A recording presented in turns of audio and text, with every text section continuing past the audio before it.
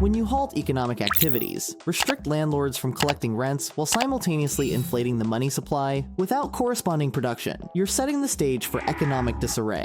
Consider this. Out of approximately 49.5 million rental units in the US, nearly 46% are small properties with 1 to 4 units. Astonishingly, over 70% of these are owned by individual landlords, not vast real estate conglomerates. Yet, amidst this backdrop, we find ourselves ensnared by our nation's policymakers, who have pushed rent burdens on individuals to a staggering 49% of their income. To compound the dilemma, unchecked illegal migration has been allowed to surge, intensifying demand for housing without a parallel increase in supply. The economic principle of supply and demand would typically signal the need for more housing construction.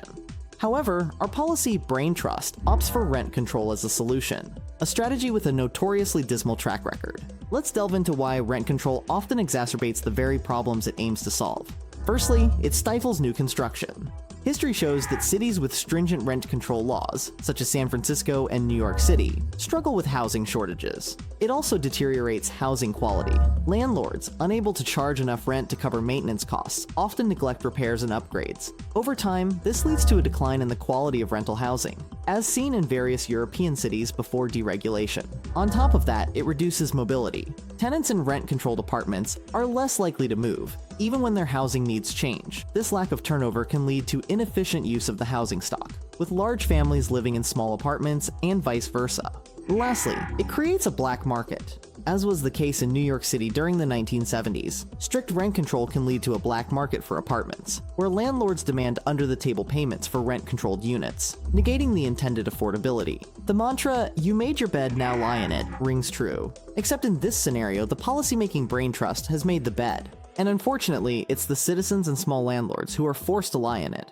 Mandated economies and cost constraints, such as rent control, consistently fail to produce the desired outcomes. They deter the development and maintenance of housing, rather than incentivizing it. To truly address the housing crisis, we must shift towards encouraging the construction of more housing units and easing the burdens on small property owners. Increasing the housing supply through deregulation and incentivizing development can lead to more affordable housing options. By embracing policies that encourage production and ownership, we can elevate living standards for everyone, rather than perpetuating cycles of scarcity and dependence. The stark reality is that unless we pivot drastically, the American way of life is set for significant transformation. We must cultivate a society where individual efforts towards production and innovation are rewarded, ensuring that everyone has a stake in our nation's prosperity. The long-term sustainability of our country depends on abandoning the zero-sum game of redistribution in favor of creating abundance. Only then can we escape the pitfalls of rent control and other well-intentioned but misguided policies. This has been Nathaniel with Fulford Lending. Thank you for watching.